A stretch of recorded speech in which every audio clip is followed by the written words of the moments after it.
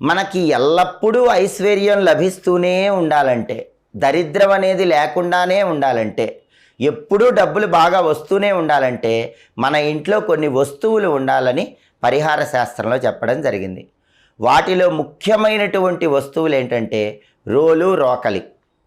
ఎందుకంటే రోలు అనేటటువంటిది పార్వతీదేవి స్వరూపం, రోకలి అనేటటువంటిది పరమేశ్వర స్వరూపమని ప్రామాణిక పరిహార శాస్త్రంలో చెప్పారు.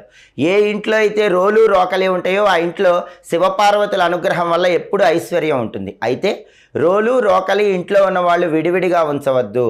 రోలు, రోకలి ఎప్పుడు కలిసే ఉండాలి, శివపార్వతులు ఎప్పుడు కలిసే ఉండాలి.